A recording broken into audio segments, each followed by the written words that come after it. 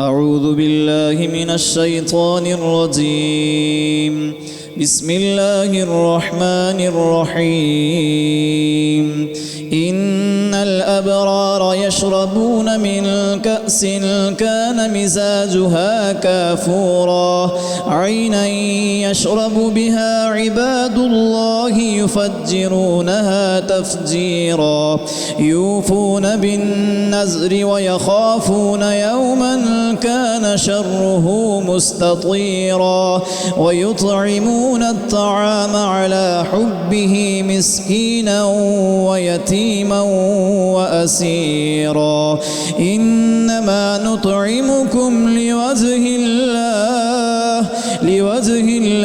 ला नुरीदु मिनकुम जज़ाअन वला शुकूरा सदक़ल्लाहुल अज़ीम।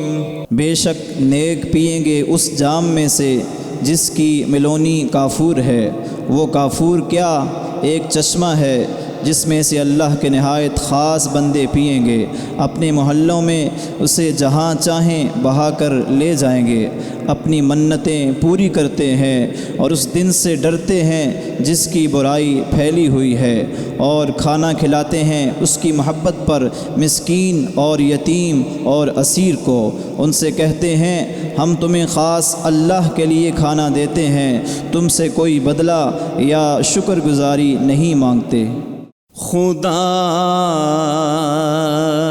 का जिक्र करे, जिक्र मुस्तफ़ा न करे। खुदा का जिक्र करे, जिक्र मुस्तफ़ा न करे। हमारे मुँह में हो ऐसी ज़ुबान, खुदा न करे।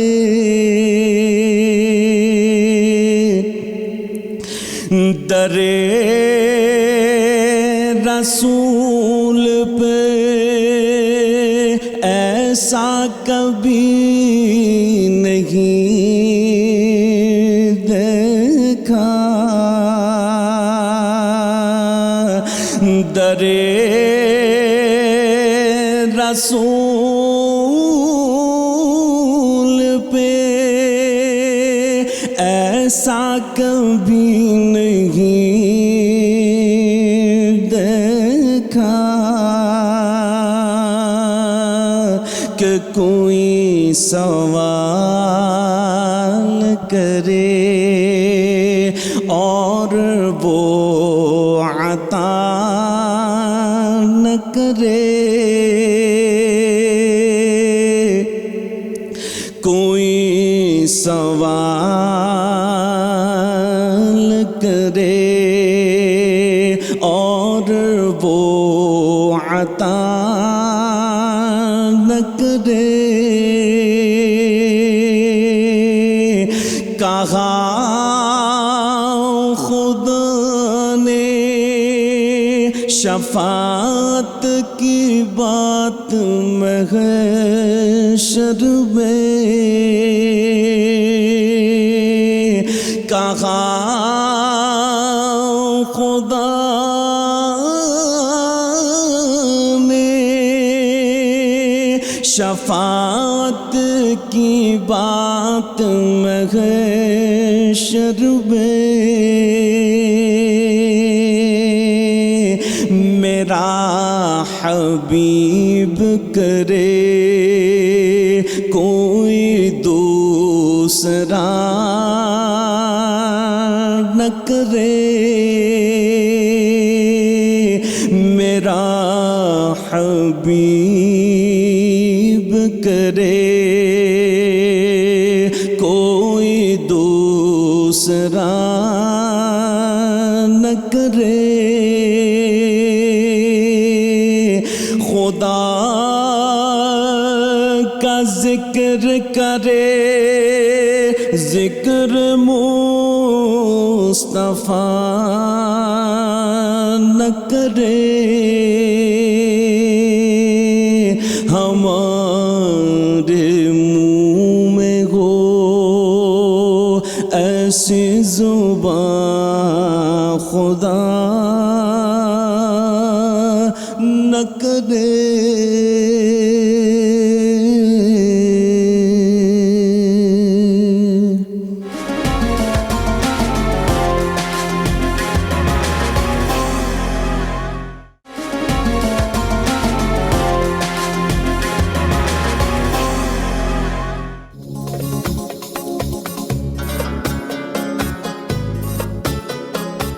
नाज़रीन किराम, अस्सलामु अलैकुम वरहमतुल्लाहि वबरकातुहू। प्रोग्राम फ़ज़ाइल रमज़ान के साथ मैं आपका होस्ट शर्जील अहमद ख़ान आपकी खिदमत में हाज़िर हूँ।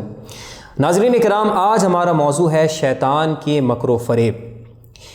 नाज़रीन किराम, शैतान बिलाशुबा इंसान का अज़ली दुश्मन है, एक ऐसा दुश्मन जिसके बारे में कुरान करीम में वाज़े तौर पे हम पढ़ते हैं कि इसे अदुव्वुम मुबीन करार दिया गया। अदुव्वुम मुबीन का मतलब है खुला दुश्मन, यानी ऐसा दुश्मन कि जिसके दुश्मन होने में किसी किस्म का कोई शक नहीं है, कोई शायबा नहीं है, कोई डाउट नहीं है, यानी विदाउट एनी डाउट शैतान वो है कि जो इंसान का सबसे बड़ा दुश्मन है। नाज़रीन किराम, इस दुश्मनी का आगाज़ उस वक्त से हुआ जब अल्लाह रब्बुल इज़्ज़त ने शैतान को हुक्म दिया कि वो सैयदना आदम अलैहिस्सलाम को सजदा करे। अब ये अल्लाह रब्बुल इज़्ज़त का हुक्म था, लेकिन शैतान ने क्या रवैया इख्तियार किया, क्या रद्द-ए-अमल इख्तियार किया? उसने तकब्बुर का इजहार किया। उसने अल्लाह रब्बुल इज़्ज़त का हुक्म मानने से इनकार कर दिया कि मैं और आदम को सजदा करूं। तो अल्लाह रब्बुल इज़्ज़त ने उसे मरदूद करार दिया, उसे अपनी बारगाह रहमत से उसे धुतकार दिया। लेकिन इन तमाम मामलात के बाद शैतान का जो बयान और शैतान की जो बात हमारे इल्म में आती है वो क्या है? कुरान करीम ने बयान की कि शैतान ने कहा कि ए रब्बे इज़्ज़त, तू मुझे मोहलत दे दे, क़यामत तक के लिए मोहलत दे दे कि मैं ज़ुर्रियत आदम को बहकाऊँगा। और फिर ये भी उसने वाज़े किया कि इनमें वो लोग जो तेरे मुखलिस बंदे हैं उन पर मेरा वार नहीं चलेगा। तो अल्लाह रब्बुल इज़्ज़त ने जवाब इरशाद फरमाया कि मैं तेरे साथ तेरे और जितने भी लोग होंगे, यानी जो तेरे साथी होंगे, सबको जहन्नम का ईंधन बना दूंगा। अब चूँकि आदम अलैहिस्सलाम से, अबुल बशर से शैतान की दुश्मनी थी, तो जाहिर सी बात है उसने इस दुश्मनी को ज़ुर्रियत आदम पर निकालना था।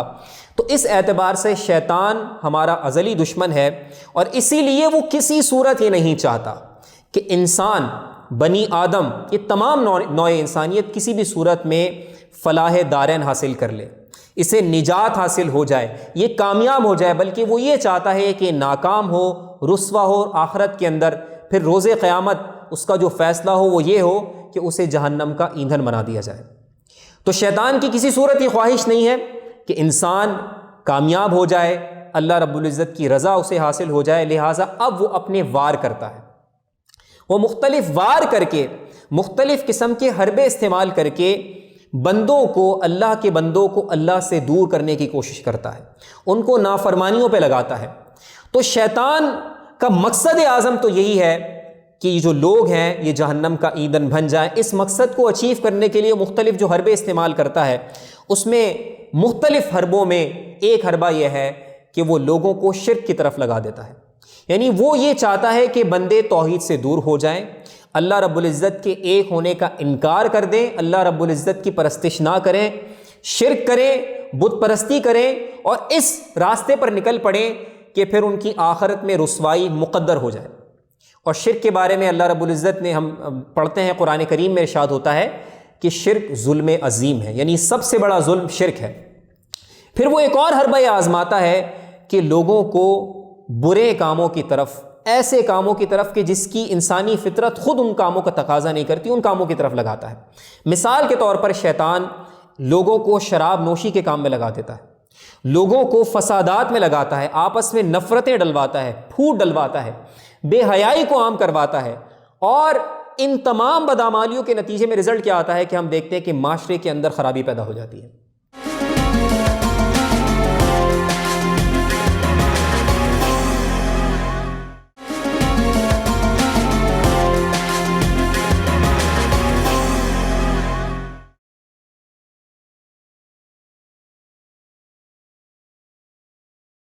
अल्हम्दुलिल्लाहि रब्बिल आलमीन वस्सलातु वस्सलामु अला सय्यिदिल अंबियाइ वल मुरसलीन अम्मा बाद अऊज़ु बिल्लाहि मिनश शैतानिर रजीम बिस्मिल्लाहिर रहमानिर रहीम कुल्लु नफ्सिन ज़ाइक़तुल मौत व इन्नमा तुवफ़्फ़ौना उजूरकुम यौमल क़ियामह फ़मन ज़ुहज़िहा अनिन नारि व उदख़िलल जन्नत फ़क़द फ़ाज़ व मल हयातुद दुनिया इल्ला मताउल गुरूर सदक़ल्लाहुल अज़ीम।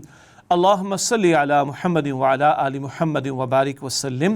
रब्बि इश्रह ली सदरी व यस्सिर ली अमरी वहलुल उक़दतम मिन लिसानी यफ़क़हू क़ौली वजअल ली वज़ीरम मिन अहली आमीन या रब्बल आलमीन।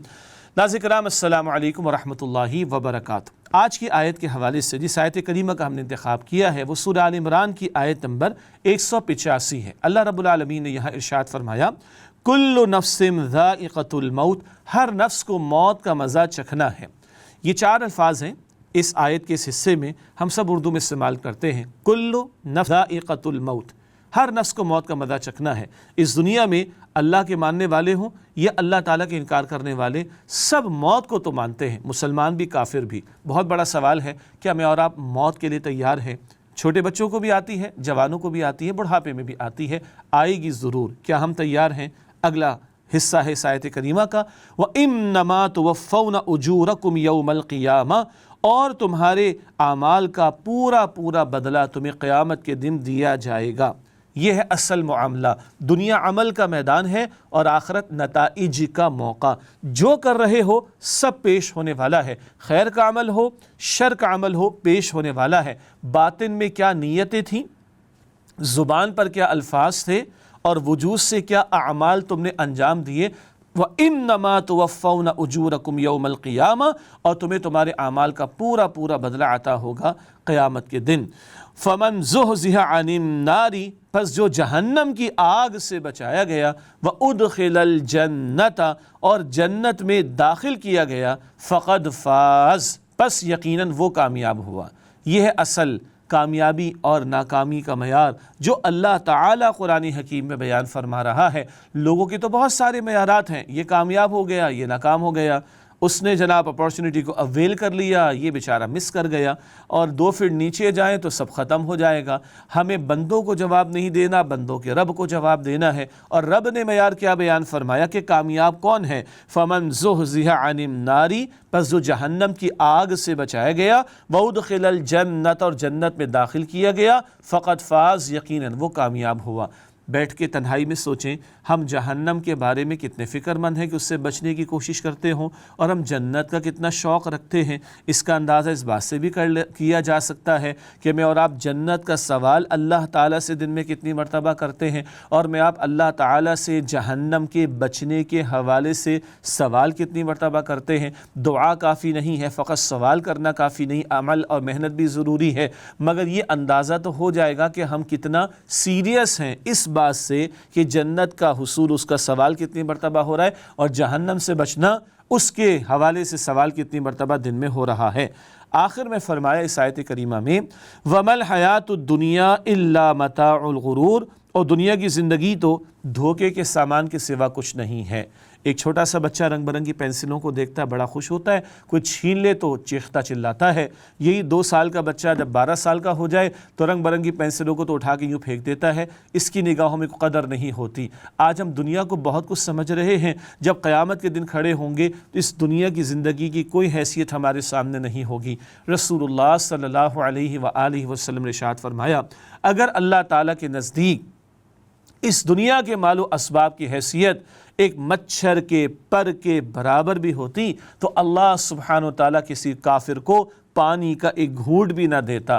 तो दुनिया तो बरतने को अल्लाह ने दी है, और ये दारुल अमल है, जो चाहो सो करो। असल तो आखिरत की ज़िंदगी है। व इन्ना दारल आखिरत लहियल हयावान, और कुरान कहता है आखिरत की ज़िंदगी तो हमेशा हमेशा रहने वाली है। और दुनिया के बारे में क्या कह रहा है कुरान करीम इस मकाम पर, वमल हयातुद दुनिया इल्ला मताउल गुरूर, और दुनिया की ज़िंदगी तो धोखे के सामान के सिवा कुछ नहीं है।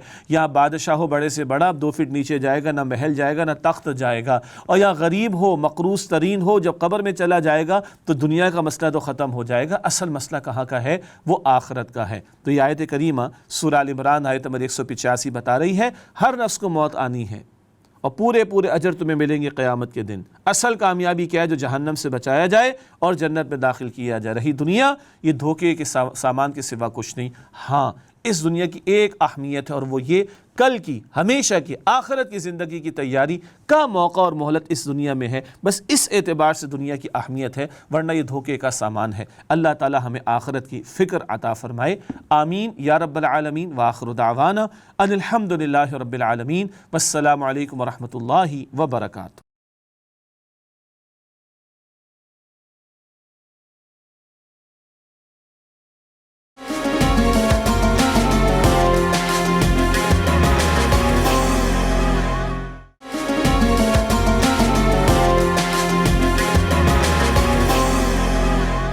अल्लाह का फरमान है और नेकी का सामान, रमज़ान है एहसान, ये रमज़ान है एहसान।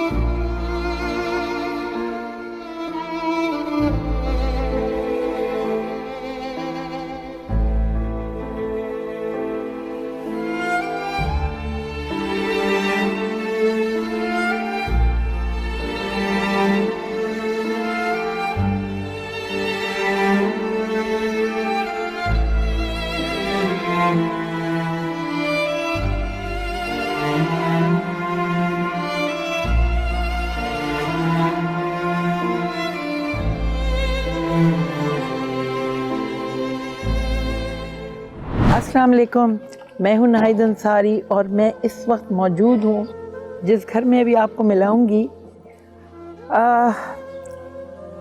एक कीड़े ने काटा था और वो कहां से कहां पहुंच गया, क्या उनका हाल हुआ है। छोटे छोटे बच्चे हैं और ये वो चीज़ें हैं जो सीइंग इज़ बिलीविंग वाली। और यहाँ हम आए हैं प्ले एंटरटेनमेंट की तरफ से सिर्फ़ आपसे शेयर करने के लिए एहसान रमज़ान का जो ये सेगमेंट है, जो रमज़ान में बहुत कुछ आप देख रहे होते हैं, मगर ये वो चीज़ें हैं जहाँ मैं मौजूद हूँ और जो मैं देख रही हूँ अपनी आँखों से। और यहाँ वो नहीं है कि कहीं झूठ है कहीं सच है, ये अपनी आँखों से और यकीन नहीं आ रहा होता कि ये भी हो रहा है। मगर मैं बस ये चाहूँगी आप देखें, आप अपने दिलों को नरम करें और आगे बढ़ें। सिर्फ देखना दिखाना का मकसद नहीं है, सिर्फ यहाँ ये है कि आपने देखना है और आगे बढ़ना है। इंशाअल्लाह ताला मुझे उम्मीद है हम सब मिल के आगे बढ़ेंगे तो बहुत कुछ हम कर सकते हैं इंशाअल्लाह। चलते हैं अंदर। आप लोगों को दिखाने से पहले, मिलाने से पहले, ये सबसे बड़ा एक एग्ज़ाम मेरा और हमारे जितने कैमरामैन और सब हैं इन सब का भी है। क्योंकि जब आदमी ऐसी चीज़ देखता है, सब मेरे हिसाब से रोंगटे खड़े हो जाते हैं कि ये भी हो रहा है। एक चीज़ देखनी, टीवी पे वो एक चीज़ निकल जाती है कि देखा और हो गया। जब आप एक ऐसी जगह मौजूद होते हैं कि क्या क्या हो रहा है, किसी को खाना नहीं, कोई किसी को भूख, कोई माजूर, किसी का दिमाग सही नहीं, किसी को चोट, किसी का एक्सीडेंट, किसी के साथ क्या कुछ है, ये इसी दुनिया में हो रहा है जिससे हम सब बिल्कुल बेनियाज अपनी अपनी ज़िंदगियों में महू हैं। हमें कुछ नहीं मालूम क्या हो रहा है, पता भी है तो हम इजी लेते हैं अपनी ज़िंदगी को। प्ले एंटरटेनमेंट ने ये जो एहसान रमज़ान सेगमेंट शुरू किया है हमारे रमज़ान ट्रांसमिशन में, ये एक दिन की नेकी तो है, मगर ये एक दिन की नेकी, ये ज़िंदगी भर की नेकियां हैं जो हमने करनी है, हमारे फ़र्ज़ हैं। और हमारे दिल पे कितना असर होता है, कितना असर और एहसास होता है, ये आप खुद जान सकते हैं या मैं अपने दिल से पूछ सकती हूँ। जिस घर में मैं आई हूँ, जब मैं दाखिल हुई थी, ये खिड़की तो है बंद थी, इतना हब्स था और ये साहब लेटे हुए थे और ये इनकी, मैं भी आपको इन लोगों से मिलाती हूँ। इनके आप अस्सलाम वालेकुम। अस्सलाम। आपने यहीं रखें, आपकी आवाज़ बैठी हुई। आपके कितने बच्चे हैं? 6 बच्चे। 6 बच्चे हैं। और आपके शौहर क्या करते थे? फिर समंदर जाते थे जब अच्छा था, अब एक्सीडेंट होगा, कोई काम भी तो नहीं। अच्छा। मांग मांग के खिलाती हूँ अपने शोर को, अपने शोर को मांग मांग के खिलाती हूँ। अब पड़ोसी से, अपने रिश्तेदारों से ला के खिलाती हूँ। बस यही यार हमारा। इनको दें फ़ोन। ये आपको क्या हुआ? ये पकड़े। अस्सलाम वालेकुम। आपको क्या हुआ था? ये मैं वो फार्म का काम पे गया था, तो वहाँ पर हम लोग काम करके रात को झोपड़े में सो रहे थे, तो अचानक एक कीड़ा सा, काला सतना सा कीड़े ने मेरे को यहाँ से काटा था। तो मैंने देखा जलन हो रहा था, तो मैंने कीड़े को भगा दिया। तो 1-2 दिन के बाद नज़र आ रहा है जैसे काला सा हो गया बिल्कुल यहाँ पर। तो हम लोग वहाँ 2-4 दिन रुकना पड़ता, 10-20 दिन वहाँ पर। वहाँ क्या करते हैं आप? फार्म बनाते हैं, जो मुर्गी फार्म। अच्छा मुर्गी। अच्छा, वो बनाते हैं। तो फिर वहाँ से वापसी आने के बाद घर पर आकर देखा थोड़ा तकलीफ़ होने लगा, उसमें तकलीफ सा महसूस हो रहा है। तो अचानक एक दिन रात को मुझे सोया, बहुत ज़्यादा तकलीफ़ हो रहा था, रात के 1-2 बजे। तो 4 बजे तक मैंने जब अपना कंबल हटाया, ऊपर से चादर हटाया, तो यूँ लग रहा है जैसे किसी ने, कोई इंसान जल जाता है, धब्बा धब्बा जल जाता है पूरा, जहाँ तक मेरे यहाँ तक ऐसे ही हालात हो गए, बिल्कुल पानी जमा हो गया। तो उसके बाद मैं यहाँ डॉक्टर के पास चला गया, तो डॉक्टरों ने फिर मेरे को वहाँ से बोला आप सिविल में चले आओ। सिविल में गया तो वहाँ पर इन्होंने देखा, तो फिर मेरा एक गोश्त काट कर उन्होंने फेंक दिया। तो उसके बाद सिर्फ नली बचा था मेरे पास, तो उन्होंने फिर पट्टी वट्टी बैंडेज वैंडेज करा के हमें छोड़ दिया। फिर उसने कहा आप हफ्ते हफ्ते में आकर चेक करवाते रहो सिविल वालों में। तो फिर मैं वहाँ लगातार 2-3 महीने तक जाता रहा। तो हमारे यहाँ से वहाँ जाने में 1000 रुपये CNG किराया लेता आने जाने का। उस टाइम जो भी मेरे पास माली दौलत अल्लाह कमाई थे, तो मैं थोड़ा बहुत अपना कर सक रहा था। जब से 3 महीने हो गए, फिर वहाँ पर सिर्फ इतना होता है कि मैं जाता था, मेरी घरवाली भी जाती थी, तो डॉक्टर नहीं होते थे, वो लोग सिर्फ ऐसे पट्टी उठाकर देखते हमको, कहते हैं आपका जख्म जो है अभी गोश्त पक्का नहीं है, आप अगले आप। इस तरीके से मैं 2-3 महीने तक जाता रहा। तो फिर मेरे यहाँ तक सही हो गए, गोश्त आ गए पूरे। तो फिर उन्होंने कहा बेटा, एक दिन एक मैडम ने कहा जो वहाँ का बड़ी डॉक्टर नहीं है, उसने कहा बेटे आप ऐसा करो, अब आपको सर्जरी का ज़रूरत है, इसमें सर्जरी करवाना पड़ेगा। तो उसने मुझे समझाया कि मैं पढ़ा लिखा नहीं हूँ, तो मैंने कहा ये सर्जरी से मतलब, बोला आपका यहाँ से चमड़ा लेकर यहाँ आपको लगाना पड़ेगा, तो इंशाल्लाह आप फिर सही हो जाओगे।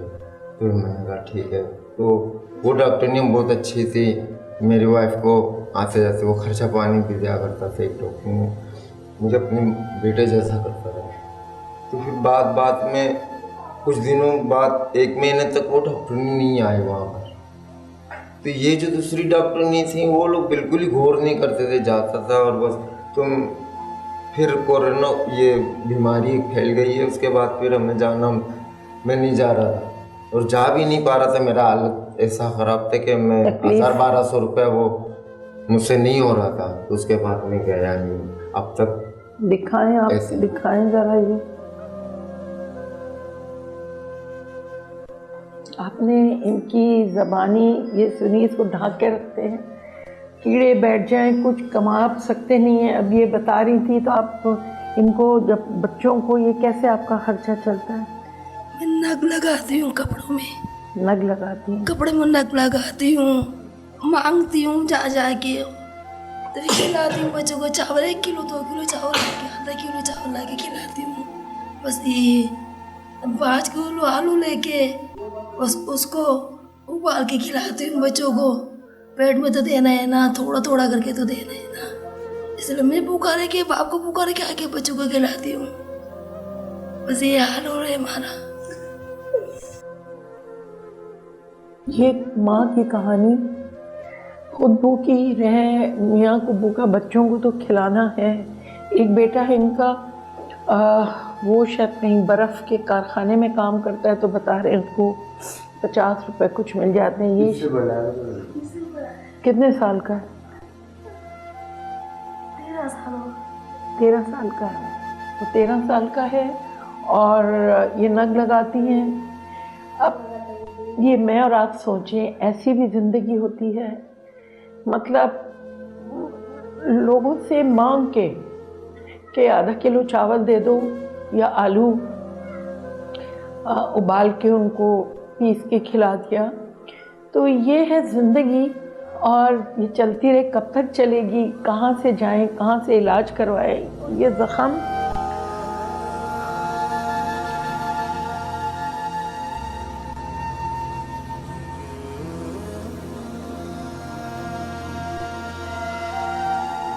प्लीज़ नंबर हमारे स्क्रीन पे चल रहे हैं, आप लोग मदद करना चाहें या एहसान का लफ्ज़ तो बिल्कुल हमसे सूट नहीं करता, ये हमारा कोई एहसान नहीं हम करेंगे। अल्लाह ताला हमको अक्ल सलीम दे, सिर्फ़ ये देखें जो भी आप करना चाहें। नंबर चल रहे हैं।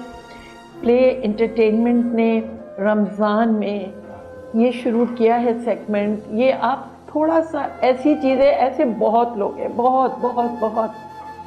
मुझे इनका ये देख के हज़रत अय्यूब अलैहिस्सलाम का किस्सा भी याद आता है।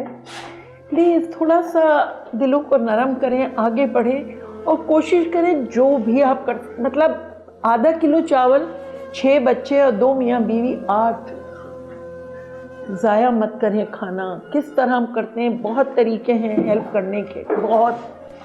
आप लोग नंबर चलाएं, बहुत से तरीके मैं आपको बताऊंगी।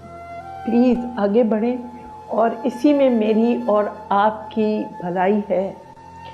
सिर्फ अपना सोचना नहीं, ये थोड़ा वक्त मिला है और ये जो वक्त मिला है या ये एक मौका भी मिला है, प्ले एंटरटेनमेंट के ज़रिए आप इससे फ़ायदा उठाएं और जो करना चाहें कर। प्लीज़ ये आपके लिए है, ये प्ले एंटरटेनमेंट ये आपके लिए है और इंशाअल्लाह ताला कोशिश करेंगे जो भी हम कर सके, जितने देखने वाले हैं जो भी कर सके, अल्लाह ताला आपकी हर मुश्किल आसान करे और आपको सेहत दे। आप अपने पेपर्स दिएगा, मैं देखूंगी।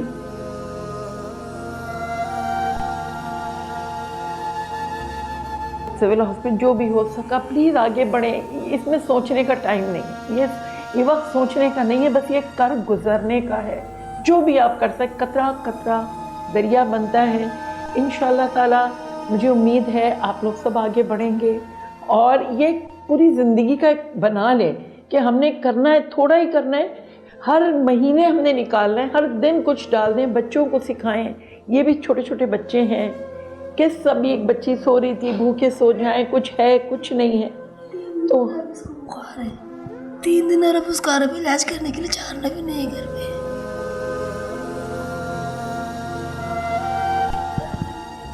हम कहाँ कहाँ भागते हैं अपने ज़रा से बुखार पे, ज़रा सी चीज़ पे।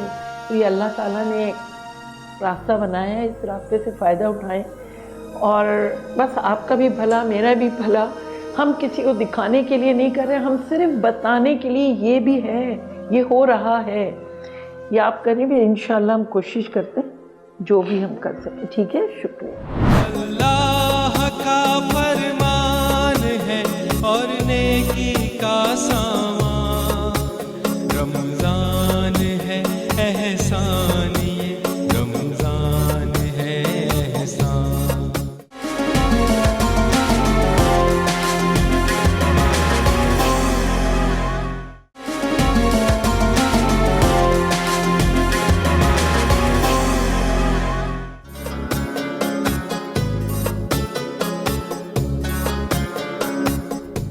बिस्मिल्लाहिर्रहमानिर्रहीम अल्हम्दुलिल्लाहि रब्बिल आलमीन वस्सलातु वस्सलामु अला रसूलिहिल करीम सय्यदिल अव्वलीन व आखिरीन मोहम्मद ख़ातमुन नबिय्यीन व अला आलिहि व अस्हाबिहि अजमईन। तमाम तारीफ़ें अल्लाह रब्बुल इज़्ज़त के लिए हैं जो मालिक कायनात और खालिक हयात है, और तमाम दरूद ख़ातमुन नबिय्यीन शफ़ीउल मुज़निबीन रहमतुल लिल आलमीन हज़रत मोहम्मद मुस्तफ़ा सल्लल्लाहु अलैहि वसल्लम के लिए हैं, जिन्हें अल्लाह रब्बुल इज़्ज़त ने तमाम कायनात के लिए, तमाम इंसानियत के लिए रहमतुल लिल आलमीन बनाकर भेजा।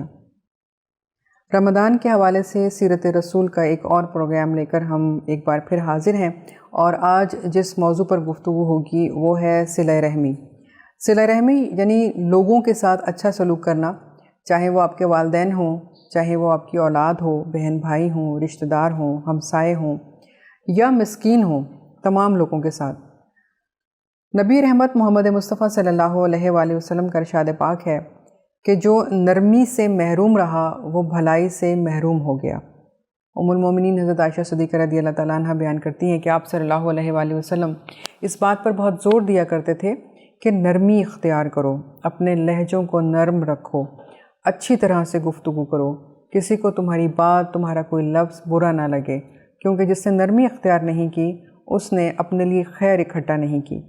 और फिर आप फरमाया करते कि तुम्हारी नरमी का या तुम्हारे अच्छे सलूक का, तुम्हारे अच्छे अखलाक का सबसे ज़्यादा और पहला हक़ तुम्हारे वालिदैन का है, क्योंकि तुम वालिदैन के साथ जो नेक और अच्छा सलूक करते हो उसका सवाब तुम्हें नफली इबादतों से भी ज़्यादा दिया जाता है। यानी अगर कोई शख्स अपने वालिदैन का ख्याल रखता है, चाहे वो काम करने की हिम्मत और ताकत रखते हैं या नहीं रखते और वो ज़ईफ़ हो गए हैं और उन्हें उस वक्त बहुत ज़्यादा ज़रूरत है, दोनों सूरतों में तो वो अल्लाह को राज़ी कर रहा होता है। और आपने फरमाया कि अगर तुम अपने वालिदैन से अच्छा सलूक करते हो और नेकी का रवैया रखते हो तो अल्लाह ताला तुम्हारी उम्र दराज कर देता है, तुम्हारे रिज़्क़ में बरकत अता फरमा देता है। तो इसलिए आपने ताकीद फरमाई कि अपने वालिदैन की खिदमत करो। और एक मौके पर आपने फरमाया खाक आलूद हो उसकी नाक, खाक आलूद हो उसकी नाक, खाक आलूद हो उसकी नाक। सहाबा इकराम ने पूछा किसकी या रसूलुल्लाह सल्लल्लाहु अलैहि वसल्लम? तो आपने फरमाया कि वो शख्स जो अपने वालिदैन को ज़ईफ़ी की उम्र में पाए, दोनों को या दोनों में से किसी एक को भी, और फिर उनकी खिदमत करके जन्नत में दाखिल ना हो सके।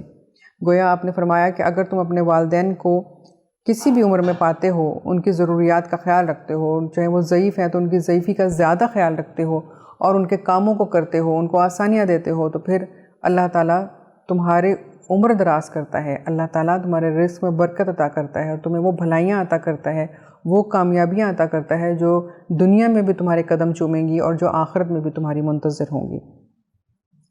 इसी तरह से आप सल्लल्लाहु अलैहि वसल्लम ने फरमाया कि बच्चियों का आप ख्याल रखो, बेटियां कमज़ोर होती हैं।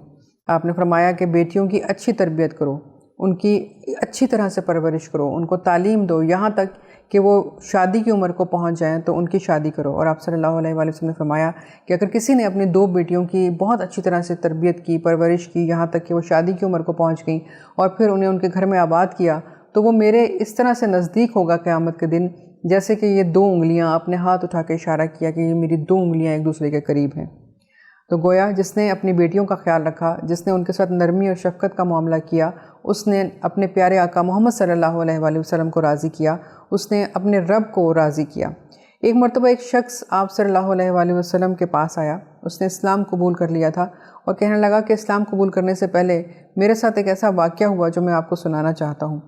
आपने फरमाया कि सुनाओ। तो उस शख्स ने कहा मेरी एक बेटी थी और अहद जहलियत में जैसे तमाम लोग ये कहा करते थे कि बेटी का होना जो है वो ज़िल्लत की बात है, तो मैं भी यही समझता था। तो मेरी बेटी जब चलने फिरने के काबिल हो गई और वो मुझे बाबा कह के पुकारने लगी, तो मुझे लगा कि अब मुझे जल्द अज जल्द इसको दफन कर देना चाहिए, जैसा कि अहद जahलियत में हुआ करता था। बेटियों को पैदा होते ही दफन कर देते थे या फिर कुछ अरसे के बाद दफन कर दिया करते थे। तो उस शख्स ने कहा मैंने अपनी बच्ची का हाथ पकड़ा और उसको लेके चल दिया एक वीराने की तरफ, एक रेगिस्तान की तरफ, और वो ये समझती रही कि मैं उसको खिलौने दिलवाने के लिए या उसकी किसी ख्वाहिश को पूरा करने के लिए लेके जा रहा हूँ। यहाँ तक कि मैं एक ऐसे मकाम पर पहुँचा कि जहाँ पर मैंने गड्ढा खोदना शुरू किया। उस वक्त भी वो बच्ची मुझसे लिपटी रही, मुझे प्यार करती रही, चूमती रही और यही समझती रही कि मैं अपने काम से फारिग होकर उसके लिए कुछ उसको लेके दूँगा। लेकिन उसको ये अंदाज़ा नहीं था कि ये गड्ढा मैं उसी के लिए खोद रहा हूँ। जब गड्ढा मैंने पूरी तरह से खोद दिया तो उस बच्ची को उस गड्ढे में लिटाया और उस पर मिट्टी डालना शुरू कर दी और वो चीखती रही, बाबा बाबा कहती रही, लेकिन मुझे बिल्कुल भी उस पर तरस नहीं आया। मैं उस पर मट्टी डालकर उसको वहीं पर रोता पीटता छोड़कर यहाँ तक कि वो मर गई, मैं वापस आ गया। जब वो ये सारा किस्सा सुना रहा था तो आप सल्लल्लाहु अलैहि वसल्लम की आंसू की एक झड़ी लगी हुई थी, जो आप रोए जा रहे थे और आप कह रहे थे कि तूने कैसे इतना बड़ा जुल्म कर दिया। आप सल्लल्लाहु अलैहि वसल्लम ने उसको कहा, अल्लाह ताला से तौबा करो, माफ़ी मांगो। बेशक अहद जाहिलियत में तुम लोग जो कुछ करते रहे वो गलत था, लेकिन इन बातों को अब नहीं दोहराना। वो शख्स भी रोया, उसने अल्लाह ताला से तौबा की, माफ़ी मांगी, और आप सल्लल्लाहु अलैहि वसल्लम ने फरमाया, बेटियों का ख्याल किया करो, वो अल्लाह की रहमत है, वो तुम्हें जन्नत की तरफ लेकर जाएंगी, इसलिए उनकी अच्छी परवरिश करो, उन्हें अच्छी तरह से खिलाओ पिलाओ और उनको अच्छी तरह से रुखसत करो।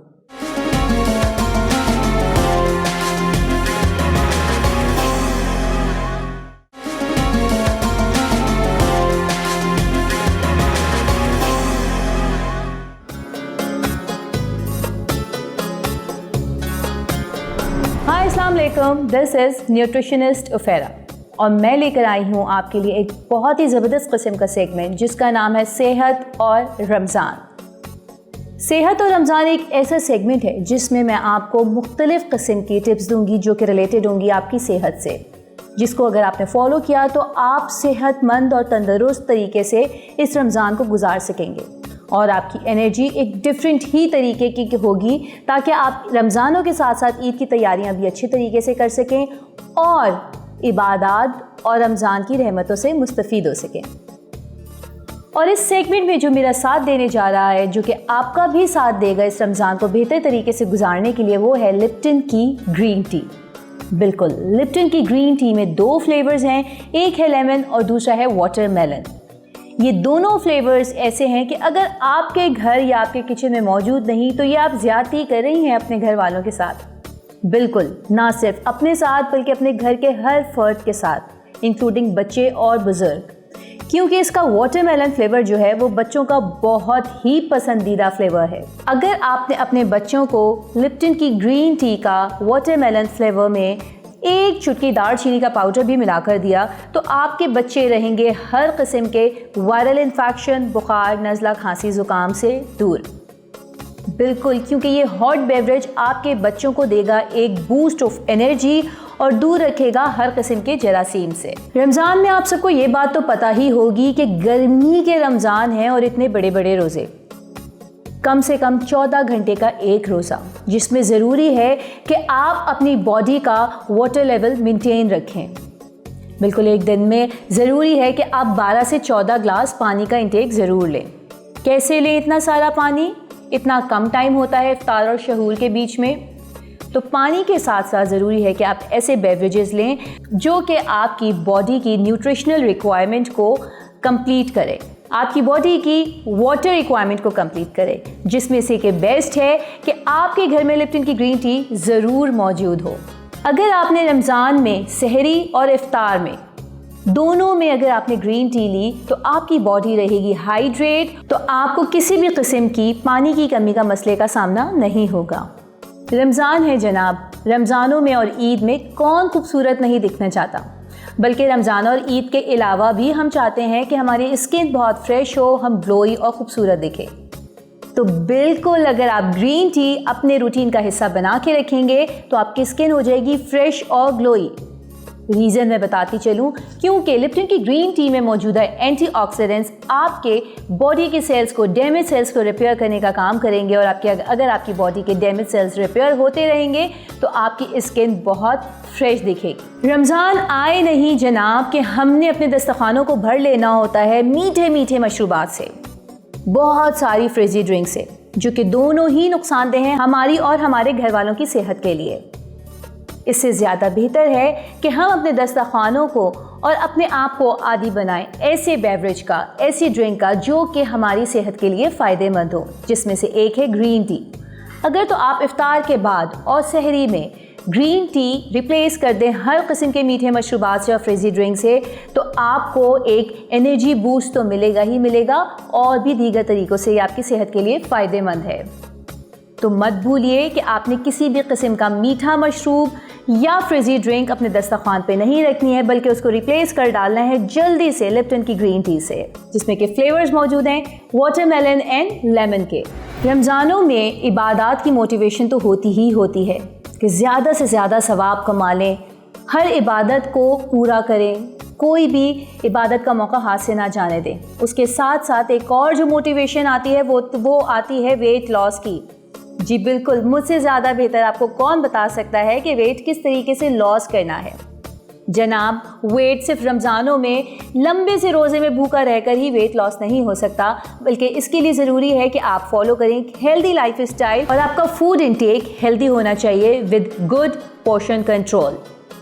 बिल्कुल, अगर आप एक अच्छा हेल्दी फूड इंटेक ले रहे हैं और साथ में आपने अपने पोर्शन कंट्रोल्स भी अच्छे रखे हुए हैं और उसके साथ अगर आप ले रहे हैं ग्रीन टी, तो आपका वेट बहुत हेल्दी तरीके से लूज़ होगा, क्योंकि ग्रीन टी में मौजूद कैटेकिन्स आपके फैट बर्निंग में हेल्प करते हैं और आपकी बॉडी के वेट को रिड्यूस करने में आपके लिए बहुत फ़ायदेमंद साबित होते हैं। लिप्टन की ग्रीन टी में मौजूदा फ्लेवोनाइड्स महफूज रखेंगे आपको दिल की बीमारियों से, क्योंकि मौजूदा फ्लेवोनाइड्स आपके कोलेस्ट्रॉल लेवल को कंट्रोल रखते हैं और साथ में आपके ब्लड प्रेशर को भी कंट्रोल रखते हैं। और जब आपका कोलेस्ट्रॉल लेवल कंट्रोल है, आपका ब्लड प्रेशर कंट्रोल है, लिप्टन की ग्रीन टी में मौजूदा एक यूनिक अमीनो एसिड जिसका नाम थियानाइन है, जो कि कैफीन के साथ मिलकर आपको रखता है एक्टिव, अलर्ट एंड अटेंटिव।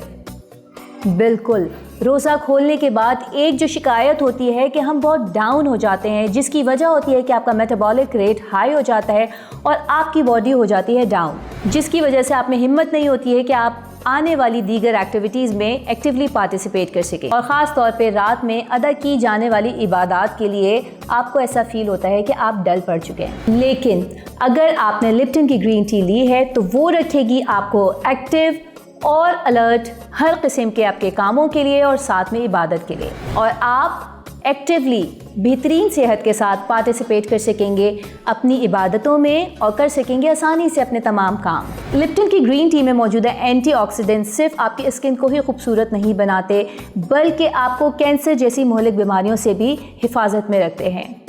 बिल्कुल, इसमें मौजूद एंटीऑक्सीडेंट्स हेल्प करते हैं कैंसर के सेल से फाइट करने में और आपको महफूज रखते हैं हर किस्म के कैंसर से, ख़ास तौर पे ओसोफेगल कैंसर से।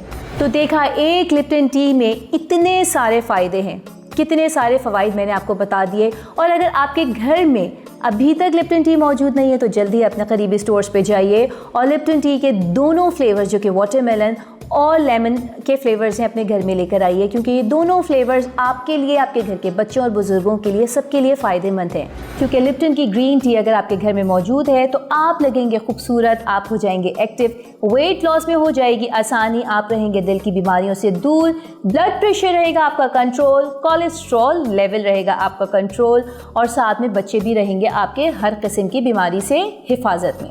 और इसके अलावा भी बहुत सारे फ़ायदे हैं। तो जल्दी से अपने किचन में लिप्टन की ग्रीन टी को लाना मत भूलिएगा। मुझको इजाज़त दीजिए। दिस इज़ न्यूट्रिशनिस्ट उफेरा। इंशाअल्लाह ताला कल मुलाकात होगी। अल्लाह हाफ़िज़।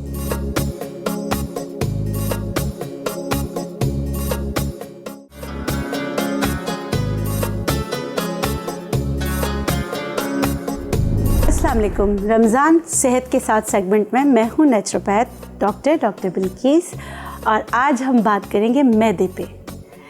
अब मैदा, हमेशा मैं एक बात कहती हूँ, अपने पेशेंट्स को भी कहती हूँ कि हम नेचुरोपैथ हैं तो हम लोगों को ये है कि आपका रिसीवर सही होना चाहिए। रिसीवर तो वैसे निवाले को रिसीव तो आपका मुंह करता है, लेकिन जब ग़ज़ा की नाली से होते हुए जब मैदे पे पहुँचती है और अगर मैदा उसको सही तरीके से रिसीव नहीं करता और अगर वो बीमार होता है और अगर वो सही नहीं रहता तो वो जो ग्राइंडिंग वो कर रहा होता है, वो अपने सारे जो उसमें चीज़ें मिक्सिंग कर रहा होता है, मिक्सिंग करके वो आगे बढ़ा रहा होता है, अगर वो ना करे तो ये एक पूरा प्रोसेस है। फिर क्या होता है, ख़ास करके रमज़ान में, क्योंकि रमज़ान में हम आपको जितना भी सिखाएं कि तली हुई चीज़ें नहीं खानी, बहुत सारी ग़िज़ाएँ एक साथ नहीं खानी, लेकिन अल्हम्दुलिल्लाह हमने क्या करना होता है, हम अफ्तारी की दावतें भी रखते हैं और अफ्तारी की जो दावतों में जाते भी हैं और अफ्तारी की दावतों में बहुत सारे ग्रुप्स की चीज़ें जो है हम एक साथ इस्तेमाल करते हैं और हमारा मैदा जो तंदुरुस्त मैदा भी होता है, बहुत ज़्यादा ऐसी चीज़ें जो ठंडा गरम मिजाज के अलग अलग चीज़ें जब आप इस्तेमाल करते हैं तो हमारा मैदा बीमार हो सकता है। याद रखिएगा कि मैदा आपका अपना है। मैं हमेशा ये कहती हूँ कि अपनी चीज़ समझ के खाना चाहिए, अपनी चीज़ें समझ के। एक तो हम चीज़ों का ज़िया बहुत करते हैं, मतलब कि बहुत ज़्यादा हमारी चीज़ें ज़ाया हो रही होती हैं। तो अपना दस्तरखान हमेशा सादा रखें।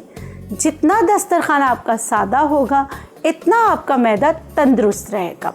लेकिन फिर भी अगर कोई बीमारी है जैसे हेलिकोबैक्टर पायलोरी यानी मैदे का अल्सर है, रोज़े उनको भी रखना है, मगर उनको भूख का दर्द रहता है, क्योंकि अल्सर में ऐसा होता है जैसे ही मैदा खाली होता है उनको भूख का दर्द रहता है। तो वो अपना रमज़ान सहल कैसे करें, उसके लिए मैं आपको नुस्खा बता रही हूँ। अव्वल तो आप कोशिश कीजिए कि जितने भी प्लांट सोर्स है उनका इस्तेमाल करें, और आपने जो है ना मुरगन ग़िज़ाएँ गोश्त का इस्तेमाल कम करना है। और जो नुस्खा है वो मैं बता देती हूँ। आपने क्या करना है, आपने लेना है साबुत इस्बगोल 1 चम्मच, आपने लेना है तुख्म बालंगा 1 चम्मच, इनको आपने पीसना नहीं है। 2 और चीज़ें बता रही हूँ वो आपने पीसनी है। गोंद कतीरा 1 चम्मच, मिश्री 1 चम्मच। आसान अल्फाज में ये चारों चीज़ें आपने हम वज़न लेना है, मगर 2 चीज़ें आप नहीं पीसोगे और 2 चीज़ें आप पीसोगे। मिश्री और गोंद कतीरा आपने पीस लेना है। पीसने के बाद इनको मिक्स करके एक जार में रख लें। इसमें से 1 चम्मच आप 1 कप दूध में या आप जो है 1 कप पानी में डालकर रख लें। और सुबह ये जो बग़ैर आग की खीर है ये आपने सुबह खाली पेट पहला जो आपने अपने मैदे को खिलाना है ये चीज़ खिलानी। तो आप देखेंगे इससे आपके रोज़े आसान होंगे और आपका रमज़ान सेहत के साथ गुजरेगा, आपके मैदे पे बार नहीं होगा। और जैसे ही आप रोज़ा खोलें तो आपने रोज़ा खजूर से खोलना है। और आप कोई भी चिकनी चीज़ ज़रूर इस्तेमाल करें रोज़ा रखने से पहले। जैसे रोज़ा रखने से पहले आप एक बनाना खा सकते हैं ताकि एक लेयर आपके रहे मैदे के मुंह पर, और जो है वो आपके एसिड्स को ज़्यादा निकलने ना दें। और ऐसे लोगों को चाहिए कि नाफ पे रोज़ाना रात को सरसों का तेल डालें और मुरगन और बहुत तेज़ मिर्च मसालों से परहेज़ करें। तो अगर आप ऐसा करेंगे तो आपका मैदा जो है वो तंदुरुस्त रहेगा। और अगर आपको हेलिकोबैक्टर पायलोरी है तो आपने रेवन चीनी 1 चम्मच, इस्बगोल की भूसी 1 चम्मच, इन दोनों को मिक्स करके रखना है।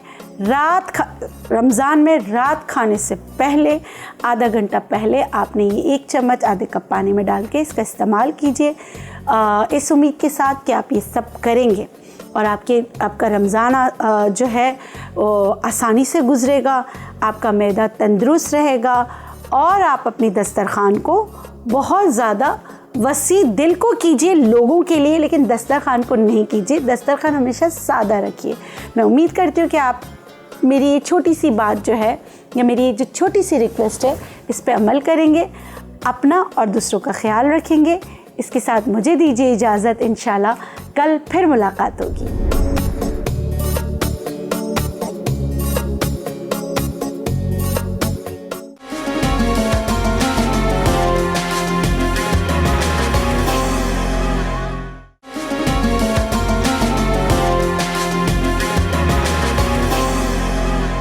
एहसान है रमज़ान।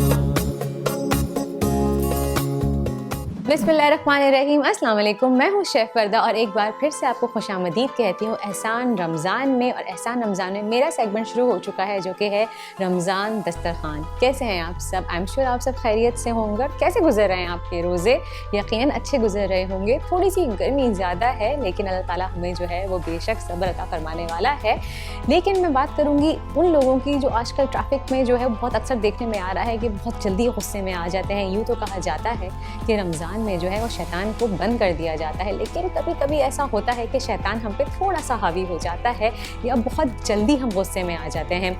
तो मेरी एक हम्बल रिक्वेस्ट है आप सबसे कि काइंडली जब भी आप लोग रोड्स पे होते हैं, ट्रैफिक जैम होता है या खुदा ना खास्ता कभी कोई इंसिडेंट होता है, तो प्लीज़ अपने टेम्पर को जो है वो थोड़ा ठंडा रखिए, अपने गुस्से को ठंडा रखिए, शैतान को खुद पर हावी ना होने दें, लाहौल पड़ें, क्योंकि ये भी जो है हमारे रोज़े को ख़राब कर सकता है। गुस्सा सबसे बुरी चीज़ है, हमें पता नहीं चलता कि हम क्या अल्फाज मुँह से अदा कर रहे हैं, हम क्या कह रहे हैं। कहने को तो हम सब रोज़े में होते हैं, लेकिन हम अपना रोज़ा खुद ही मकरूह कर देते हैं। तो कोशिश करिए कि आप गुस्सा कम से कम रखें, दूसरों का ख्याल रखें, अपना बहुत ज़्यादा ख्याल रखें और कोशिश करें कि हमारी ज़ुबान से किसी का दिल ना दुखे, क्योंकि अल्फाज की जो चोट होती है वो किसी भी हथियार की चोट से बहुत ज़्यादा होती है। तो आइए मिलकर आज अहद करते हैं कि अब हम किसी से लड़ाई झगड़ा नहीं करेंगे और ख़ासतौर पर रोज़े की हालत में कोशिश करेंगे कि हम किसी का दिल ना दुखाएं। तो बात जब हो रही है किसी का दिल ना दुखाने की, तो हमें इस चीज़ का भी ख्याल रखना चाहिए कि हम अपनी फैमिली का और दूसरों का भी ख्याल रखें। वो कैसे रख सकते हैं? एक छोटी सी अच्छी आदत है जिससे आप दूसरों का, अपनी फैमिली का, अपने घर का भी ख्याल रख सकते हैं, बार बार हाथ धोने की आदत से। कोविड की तीसरी लहर बहुत ख़तरनाक है, बहुत से हादसा हो रहे हैं, बहुत से लोग बीमार पड़ रहे हैं। तो कितनी ही अच्छी बात हो कि अगर हम एक छोटी सी आदत अपना लें बार बार हाथ धोने की, तो उससे हम अपने आप को भी सेफ़ रख सकते हैं, दूसरों को भी सेफ रख सकते हैं। मैं इस वक्त किचन में मौजूद हूँ, लेकिन मैं किसी चीज़ को हाथ नहीं लगाऊंगी। सबसे पहले खाना बनाने स्टार्ट करने से पहले मैं हाथ धोऊंगी डेटॉल के एंटी बैक्टीरियल हैंड वॉश से, जो कि 100% करता है जरासीम का खात्मा। तो आइए हाथ धोते हैं। सबसे पहले हम हाथ धो लेते हैं डेटॉल के हैंड वॉश से। आपको एक और मज़े की बात बताऊंगी, मैं पहले हैंड वॉश कर लूँ फिर बताती हूँ। ये देखिए जनाब, अच्छा एक ख़ास बात मैं यहाँ ज़रूर कहना चाहूँगी आप लोगों से कि अक्सर मैंने नोट किया है कि जब आप हाथ धोते हैं तो पानी खुला छोड़ देते हैं, तो ये भी ज़िया है। तो काइंडली जब आप लोग हैंड वॉश कर रहे हो तो अपने हाथ गीले करके भिगो के जो है वो दोबारा से पानी को बंद कर दीजिए और फिर यहाँ पे आप लीजिए डेटॉल का हैंड वॉश, जो कि 100% जरासीम का खात्मा करता है, एंटी बैक्टीरियल है। ये देखिए मैंने इसका एक ड्रॉप लिया। और हाथ धोने का भी ख़ास तरीका है, जल्दबाजी में हाथ धोएंगे तो जरासीम से जान नहीं छुड़ा पाएंगे।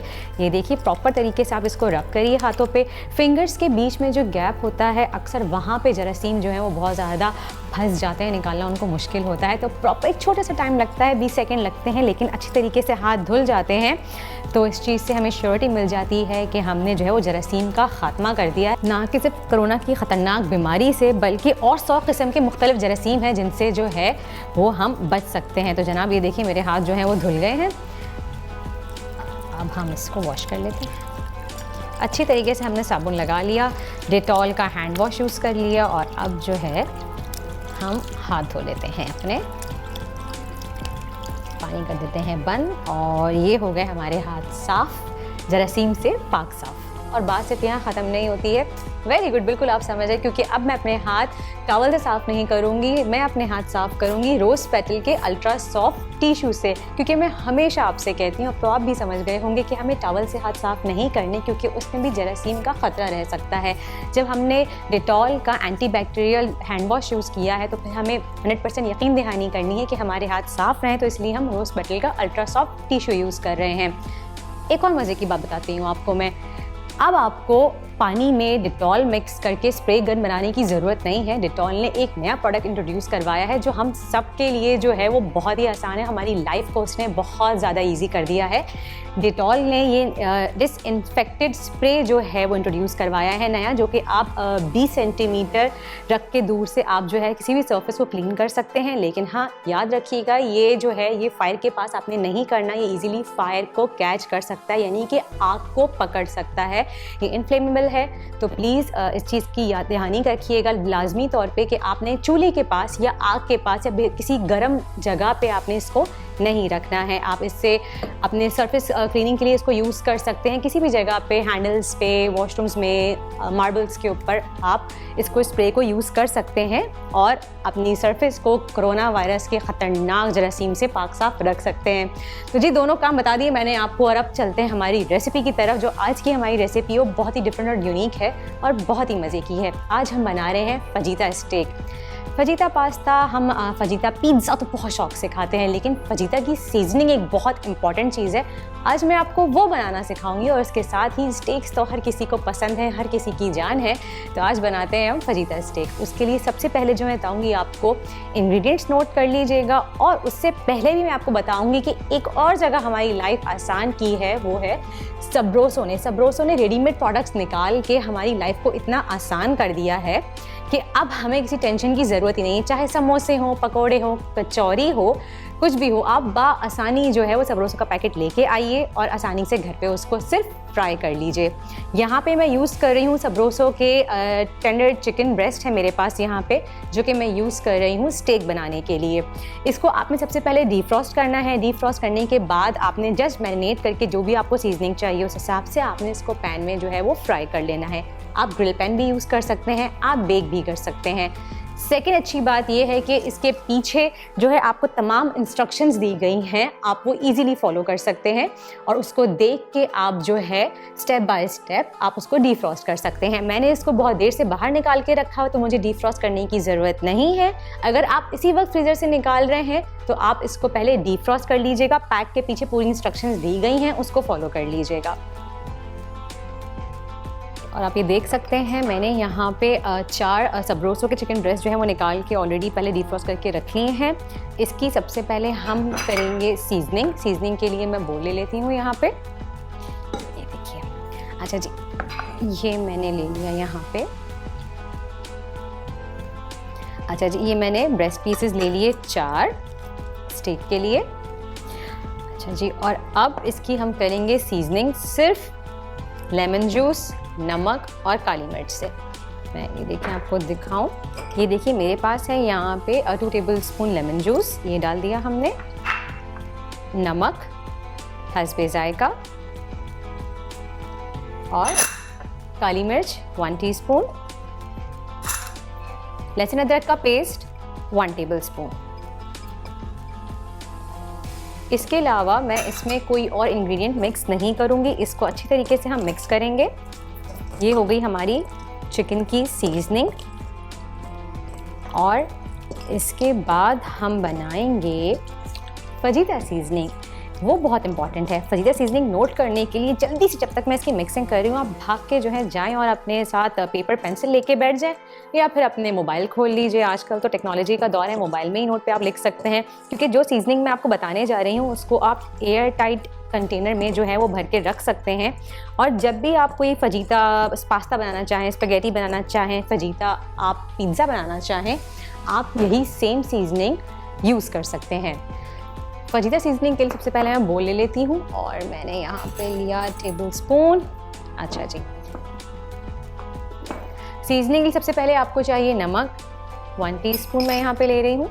आप 1 टीस्पून ही लीजिएगा, या फिर अगर ज़्यादा लेंगे तो नमक तेज़ हो सकता है, क्योंकि हम ये सीजनिंग बना रहे हैं, मैं बार बार रिपीट कर रही हूँ। पेपरिका पाउडर जाएगा इसमें ½ टेबलस्पून।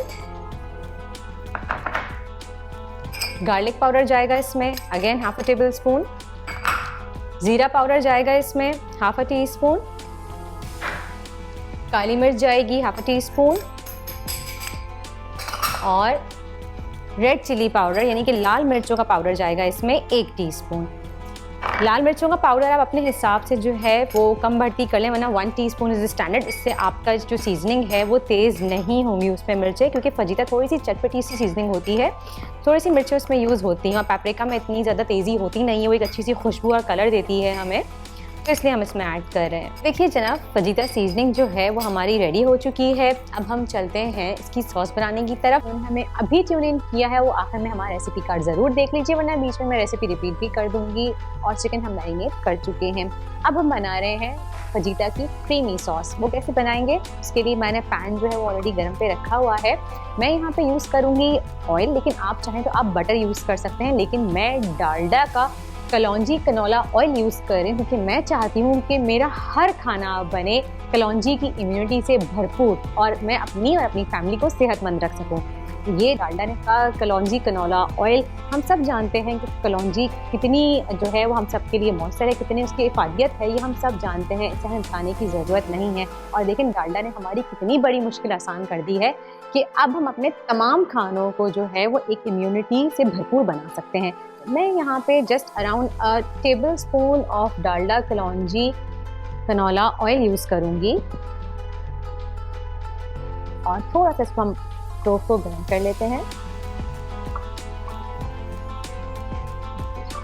जैसे ही थोड़ा सा गर्म होगा इसमें मैं ऐड करूँगी, मेरे पास है यहाँ पे अ टीस्पून ऑफ गार्लिक पेस्ट। अगर आप चाहें तो आप इसकी जगह चॉप्ड फ्रेश गार्लिक भी 1 या 2 क्लोव तक आप यूज़ कर सकते हैं। मैं यहाँ पे डाल रही हूँ और थोड़ा सा इसको हम सौते कर लेंगे। इससे क्या होगा, इससे एक बहुत अच्छी सी खुशबू आ जाएगी। ऑल्दो हमने जो है वो फजीता सीजनिंग में ऑलरेडी गार्लिक पाउडर यूज़ किया है, बट वो एक आपको डिफरेंट फ्लेवर देगा। ये गार्लिक आपको एक फ्रेश अरोमा देगा और गार्लिक वैसे भी हमारी सेहत के लिए कितना अच्छा होता है ये तो हम सब जानते हैं। ये एक एंटीबैक्टीरियल प्रॉपर्टी रखता है। चलें जी, ये हो गया, छलांगे आना शुरू होगी, इसका मतलब है हमारा लहसुन जो है वो अच्छे तरीके से भुन गया है। इसमें मैं डाल दूंगी प्याज, स्लाइस्ड प्याज है मेरे पास यहाँ पे 1 अदद। शिमला मिर्च है मेरे पास यहाँ पे 1 कप, ये मैंने डाल दी। जूलियन कट की हुई हैं सब चीज़ें मैंने। अच्छा, अब यहाँ पे अगर आपके पास येलो रेड बेल पेपर है तो आप डाल सकते हैं, लेकिन अगर इजीली अवेलेबल नहीं है तो आप ग्रीन पेपर से भी जस्ट काम चला सकते हैं। आप सिर्फ शिमला मिर्च डाल दीजिए। मैंने यहाँ पे टमाटर काट के रखा हुआ है 1 कप, जिसके मैंने बीज निकाल दिए हैं, उसे क्यूब की फॉर्म में काट लिया है, वो डाल देंगे इसमें। साथ ही एक अच्छा सा कलर ऐड करेगा ये और फ्लेवर भी दे देगा। इसको 1 से 2 सेकंड हमने सौते करना है और उसके बाद हमने डालनी है इसमें फजीता सीजनिंग जो हमने तैयार की हुई थी। ये तकरीबन आपने 1 टेबल स्पून डालनी है या फिर आप 1.5 टेबल स्पून अपने टेस्ट के हिसाब से डाल सकते हैं। ये डाल के हमने इसको सौते करा है और हम इसको थोड़ा सा क्रीमी फ्लेवर देने के लिए हम क्या करेंगे, हम यूज़ करेंगे इसमें क्रीमी के लिए हम क्या यूज़ करते हैं, समझ गए, वेरी गुड। अब मैं इसमें यूज़ करूँगी ऑलपर्स की cream 3 to 4 table spoon. Olpers की डेयरी क्रीम UHD ट्रीटेड है और उसके अलावा ये मुख्तलिफ टेस्ट से गुजरने के बाद जो क्वालिटी टेस्ट पास करती है उसके बाद ये हम तक पहुंचती है। देखिए थोड़ा सा क्रीमी टेक्सचर आ गया। इसको थोड़ा सा लिक्विडी देने के लिए मैं इसमें यूज़ करूँगी ऑलपर्स का मिल्क। अराउंड 1/2 कप हम इसमें ऑलपर्स का मिल्क ऐड करेंगे क्योंकि हमें बनाना है इसका सॉस। डाला इसमें 1/2 कप।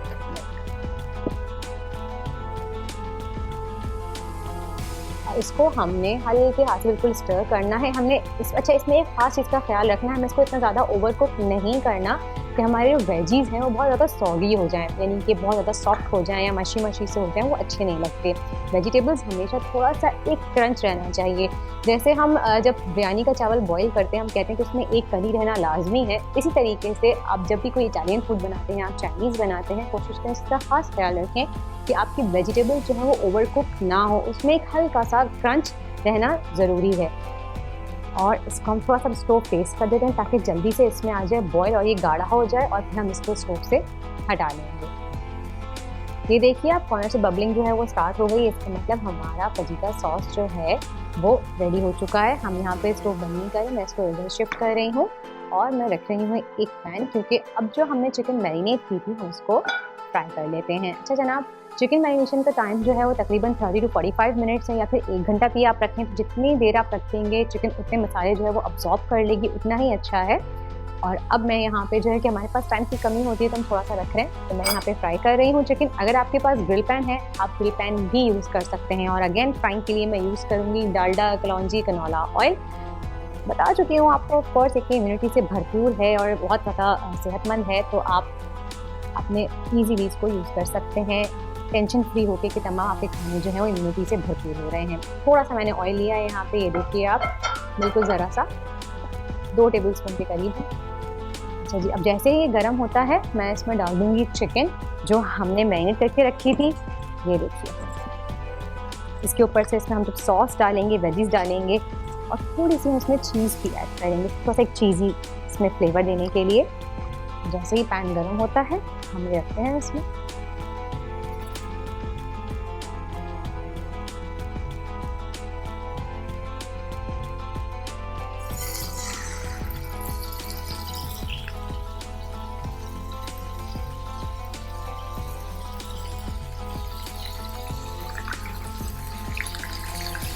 इस तरह से स्लो फ्लेम पे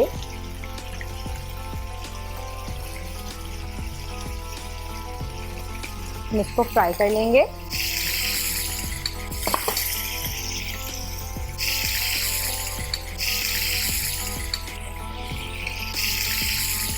चलें जी, इसको हमने बिल्कुल लो टू मीडियम फ्लेम पे कुक करना है। अच्छा, और एक मैं टिप शेयर करूंगी आपके साथ कि अक्सर जब भी हम चिकन स्टेक बनाते हैं तो चिकन जो है वो बहुत ज़्यादा हार्ड हो जाती है, तो आप उसको जब कवर करके पकाएंगे तो इससे क्या होगा कि चिकन आपकी हार्ड नहीं होगी और वो जूसी रहेगी और थोड़ी सी सॉफ्ट और टेंडर होगी, तो वो ज़्यादा अच्छी लगेगी। तो इसको हम ढक के पकाएंगे। दोनों साइड से हल्का सा हम जो है इसको लाइट गोल्डन ब्राउन कलर देंगे। और अब हम इसको तकरीबन 3 से 4 मिनट की दोनों साइड से पकाएंगे जब तक ये गोल्डन ब्राउन नहीं हो जाती। और इसके साथ साथ मेरे पास आपके लिए एक सरप्राइज़ भी है। आप देख रहे हैं रमज़ान दस्तरखान और हमारी तरफ से आपको कुछ मिले ऐसा तो हो ही नहीं सकता। आप क्योंकि देख रहे हैं रमज़ान दस्तरखान, तो फोटाइल की जानिब से और करशी जामे शीरी की जानिब से आपके लिए हैं गिफ्ट हैम्पर्स। ये देखें, फोटाइल के जो है वो गिफ्ट रखा हुआ है, आप ये जीत सकते हैं। और करशी जामे शीरी के भी गिफ्ट हैम्पर्स जो हैं वो आपको मिलेंगे। फोटाइल की प्रोडक्ट्स जो है मैं हमेशा यूज़ करती हूँ। इनके स्टोव हैं हमारे पास, इनका अवन है, माइक्रोवेव है और ये बेस्ट क्वालिटी के होते हैं अगर आप प्रोफेशनल कुकिंग की बात करें तो। और ये देखिए जनाब, चिकन मैं देख लेती हूँ एक तरफ से लाइट गोल्डन ब्राउन हो गई है, मैं इसको कर रही हूँ फ्लिप। दूसरी तरफ से भी ये देखिए ऐसे, ये देखिए कलर देख रहे हैं आप, दूसरी तरफ को फ्लिप कर देते हैं और रिमेनिंग जो पीस रह गया, आपने चिकन थोड़ी सी जो है वो श्रिंक होती है। लास्ट 2 पीसेज हैं, ये भी मैं यहाँ पे ऐड कर देती हूँ, इनको भी मैं फ्राई कर लेती हूँ और दूसरी साइड से भी इसको मैं गोल्डन ब्राउन कर लूँगी। जब तक मैं चिकन को कर रही हूँ गोल्डन ब्राउन, आप जाके लीजिए एक छोटा सा ब्रेक, मिलते हैं ब्रेक के बाद।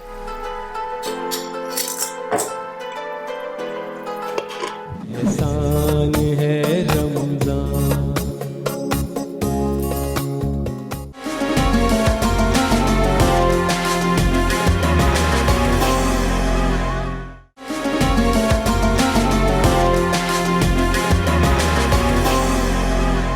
एहसान है Ramzan. Welcome back after the break. आप देख रहे हैं एहसान रमज़ान और एहसान रमज़ान में इस वक्त चल रहा है मेरा सेगमेंट जो कि है रमज़ान दस्तरखान। ब्रेक पर जाने से पहले हम चिकन को जो है वो कर रहे थे फ्राई और आप ये देख सकते हैं सबरोसो की चिकन जो है वो रेडी हो चुकी है। दोनों साइड से कितना खूबसूरत गोल्डन ब्राउन कलर आ गया है। स्टोव मैं कर रही हूँ बंद और इसको मैं निकाल लेती हूँ प्लेटों में। एक ये पीस निकाल रही हूँ। अच्छा, मैं 2 की सर्विंग कर रही हूँ, सिंगल सर्विंग कर रही हूँ, तो मैं 2 चिकन के ब्रेस्ट पीसेस यूज़ करूँगी। सही है जनाब, लाइक दिस। थोड़ा सा इसमें यूज़ करें। ऑलराइट, ये हो गया। इसको हम यहाँ पे एक साइड पे रख देते हैं। अच्छा जी, सॉस जो है वो मैं बना चुकी थी, फजीता क्रीमी सॉस मैं बना रही थी। सॉस हमारी रेडी थी, लेकिन आखिर में एक टच जो है वो बाकी है, वो बिल्कुल हम एंड में देंगे जब इसके ऊपर हम सॉस डालेंगे। वो क्या, दोबारा से मैंने स्टोव ऑन कर लिया है ताकि थोड़ी सी हमारे जो सॉस है थोड़ा सा वार्म टेम्परेचर पे आ जाए। उसके साथ ही यहाँ पे मेरे पास है ड्राइड ऑरिगेनो, वो मैं डालूँगी 1 टीस्पून। ये डाला मैंने 1 टीस्पून ऑरिगेनो, इसी सॉस में डाला है। और इसके साथ साथ मेरे पास है यहाँ पे मोज़रेला चीज़। आया ना मुंह में पानी यार। ये आज के जो मेरा एपिसोड है ना, ये बच्चों के लिए तो 100% जो है ना वो ऑल टाइम फेवरेट एपिसोड होगा, क्योंकि चीज़ें सारी जो है ना उनकी पसंद की बन रही हैं। मैंने आपको तभी एक चीज़ दिखाई, अभी बाकी 2 रेसिपीज़ जो हैं वो हमारी बाकी हैं। ये देखिए जनाब, जैसे ही सॉस गर्म हुआ है मैंने इसमें चीज़ डाली। अब जैसे ही ये चीज़ मेल्ट होगी, बहुत ही क्रीमी और चीज़ी सॉस हमारी बनेगी। और आप ये देख सकते हैं थ्रेड्स जो हैं वो आना शुरू हो गए हैं। ये देखें जनाब, चीज़ थ्रेड्स, यम, ये देखिए। और इसके ऊपर हम सॉस जो है वो ड्रिजल कर देंगे अब थोड़ी सी विद वेजीज एंड ऑल। ये देखें ऐसे।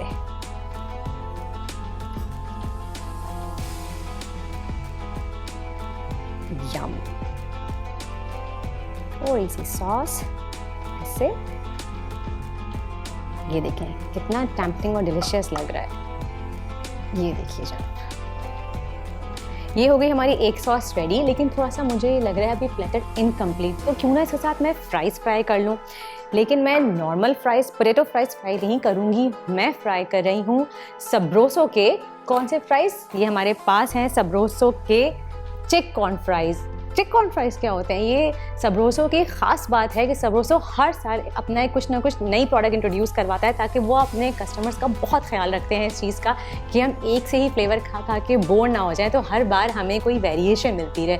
जैसे हम जब डेली बेसिस पे घरों में खाने बनाते हैं तो हमेशा चाहते हैं कि हमें कोई वेरिएशन चाहिए, इस तरह सब्रोसो भी हमारा ख़ास ख्याल रखता है और हर बार कोई ना कोई नई ब्रांड इंट्रोड्यूस करवा देता है, अपनी कोई नई प्रोडक्ट इंट्रोड्यूस करवाता है। जैसे इस बार इन्होंने कचौरी जो है वो इंट्रोड्यूस करवाई है, चिकन कचौरी, जो आपने देखा होगा प्रीवियस एपिसोड में हमने बनाई भी है, ये आप आगे देखेंगे, मैं आगे भी बनाऊंगी।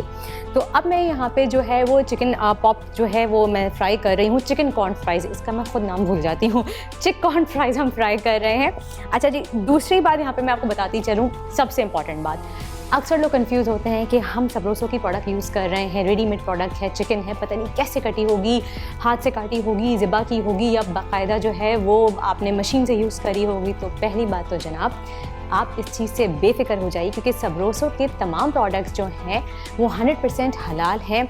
सब्रोसो के प्रोडक्ट्स में जितनी भी चिकन यूज़ होती हैं उनको बाकायदा हाथ से तकबीर पढ़ते हुए ज़िबा किया जाता है, तो इस चीज़ की आपको बिल्कुल फिक्र करने की ज़रूरत नहीं है। और दूसरी बात ये कि सब्रोसो की चिकन में या इनके प्रोडक्ट्स में किसी किस्म के कोई प्रिजर्वेटिव्स शामिल नहीं हैं, और इनकी चिकन में कोई हार्मोनल जो इंजेक्ट करके, आजकल आप अफवाह सुनते हैं कि हार्मोन जो है वो इंजेक्ट करके उनको बड़ा किया जाता है चिकन को, ऐसी कोई बात नहीं है, ये जस्ट सिर्फ एक अफवाह है। अगर आप चाहें तो आप गूगल पे जाके भी सर्च कर सकते हैं कि वर्ल्ड वाइड कहीं भी चिकन्स को, ब्रॉयलर चिकन्स जो होती हैं स्पेशली, उनको इस तरह से नहीं जल्दी ग्रो दिया जाता। अच्छा जी, अब उसके बाद मैं यहाँ पे एक पैन ले लेती हूँ। पहले मैं चिकन, इसके जो हमारे चिक कॉर्न फ्राइज़ हैं उनको खोल के आपको दिखा तो दूँ। मैं बार बार बताती हूँ कि सब्रोसो के जो भी फ्रोज़न प्रोडक्ट्स आप यूज़ कर रहे हैं उसको पहले आपको डीफ्रॉस्ट करना होता है। मैंने ऑलरेडी यहाँ पे पहले से बाहर निकाल के रखा हुआ होता है, तो ये ऑलरेडी डीफ्रॉस्ट हो चुके होते हैं, मुझे ज़रूरत नहीं होती। लेकिन आप चाहें, अगर आप फ़ौरन उसी वक्त ही निकाल रहे हैं तो आप उसको डीफ्रॉस्ट कर सकते हैं। दूसरी बात ये, इनके पीछे पैकेट्स पे जो है वो इंस्ट्रक्शंस पूरी गिवन है किस तरह से आप इनको डीफ्रॉस्ट कर सकते हैं, तो आप उसको भी फॉलो कर सकते हैं। और अच्छा, सबसे अच्छी बात ये देखिए, इसके अंदर 2 पैक्स मौजूद हैं। अच्छी सहूलत है ये हमारे लिए कि आपको सारा जो है वो ज़ाया करने की ज़रूरत नहीं है कि एक बन गया तो आपने उठा के रख दिया। ये 2 पैक्स हैं, तो मैं यहाँ पे एक पैकेट फ्राई करूँगी और एक पैकेट मैं रख दूँगी। तो इसको हम पहले ओपन कर लेते हैं, लेकिन ओपन करने से पहले मैं ऑयल गर्म पे लगा दूँ। स्टोव ऑन कर लेते हैं। अच्छा जी, अब आप समझ तो गए होंगे कि मैं फ्राई करने के लिए कौन सा ऑयल यूज़ करूँगी। मैं अपने तमाम खाने जो हैं वो कलौंजी की इम्यूनिटी से भरपूर बनाना चाह रही हूँ, तो मैं यूज़ कर रही हूँ डालडा कलौंजी कनौला ऑयल फ्राइंग के लिए।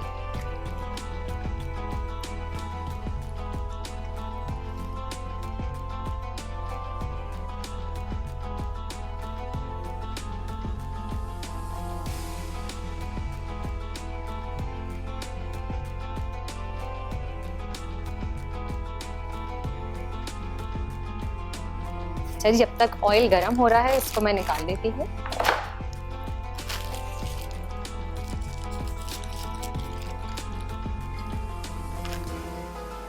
अच्छा जी, ये देखिए, मैं आपको दिखाना चाहूँगी, अगर कैमरा क्लोज कर रहा है और आपको नज़र आ रहा है तो देखिए, इसमें जो है वो चिक कॉर्न फ्राइज़ का नाम इसलिए है क्योंकि इसमें ऊपर हुई हुई है पॉपकॉर्न्स की कोटिंग। ये देखें आप, इसका एक अलग ही फ्लेवर होगा और आई एम श्योर ये बच्चों को जब आप सर्व करेंगे इफ्तार के टाइम पे या स्नैक्स में या उनके लंच में आप उनको देंगे जब स्कूल खुल जाएंगे, तो उनको यकीनन ये बहुत पसंद आएंगे। It's really a different and unique recipe and you must try this, और आपके बच्चों को ज़रूर पसंद आएगी, आपको भी ज़रूर पसंद आएगी। हमारे अंदर भी कहीं ना कहीं एक बच्चा जो है वो मौजूद होता है, तो हम वेट करते हैं पहले ऑयल गर्म करने का, फिर उसमें डालते हैं इसको।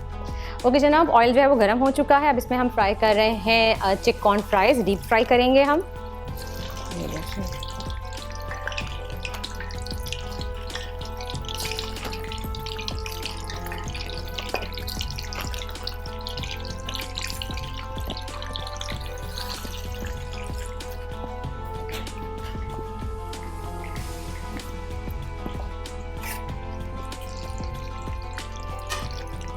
और ये देखें, इसको हमने डीप फ्राई करना है और इसके बाद आप इसको केचप के साथ, सॉसेस के साथ, आप मेयो के साथ, आप जिसके साथ चाहें आप इसको सर्व कर सकते हैं। मैं इसको सर्व करूँगी फजीता के साथ, और साथ में आप चाहें तो अलग से वेजीज़ या गार्लिक ब्रेड भी सर्व कर सकते हैं फजीता स्टेक के साथ।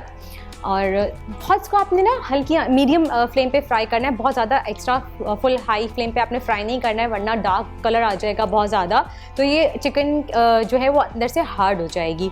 तो आप जिस वक्त भी कुकिंग कर रहे हो या फ्राइंग कर रहे हो, आप अपने फ्लेम का बहुत ज़्यादा ख़ास ख्याल रखें, किस फ्लेम पे, किस टेम्परेचर पे उसको आपने जो है वो फ्राई करना है। मैं इनको फ्राई कर लेती जब तक ये दोनों साइड से लाइट गोल्डन ब्राउन खूबसूरत सा कलर नहीं आ जाता। आप जाके लीजिए एक छोटा सा ब्रेक से वापस आएंगे तो फिर आपको दिखाएंगे कि हमने कैसे बनाए अपने चिकन फ्राइज़। एहसान है रमज़ान।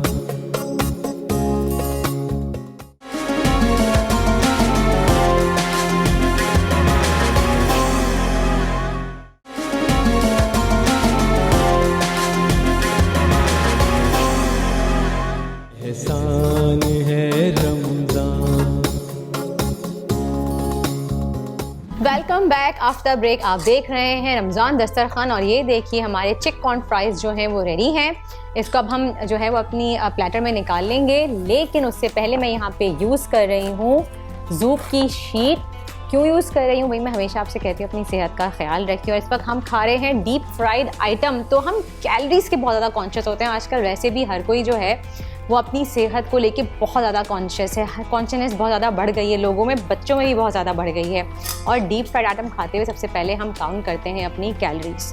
तो थैंक्स टू ज़ूप, जिन्होंने हमारे लिए जो है वो ज़ूप की ये शीट तैयार की है, जिसकी वजह से हम जो हैं वो डीप फ्राइड जो हमारे कोई भी आइटम्स हम इजीली खा सकते हैं, चाहे वो पकोड़े हो, समोसे हो या फिर चिकन फ्राइज़ हो। क्यों? क्योंकि ज़ूप की शीट जो है वो अब्जॉर्ब कर लेती है अप टू 260 कैलोरीज़। आप सोच सकते हैं अप टू 260 कैलोरीज़, ये कितनी ज़्यादा होती है, आसान बात नहीं है, छोटी बात नहीं है जनाब।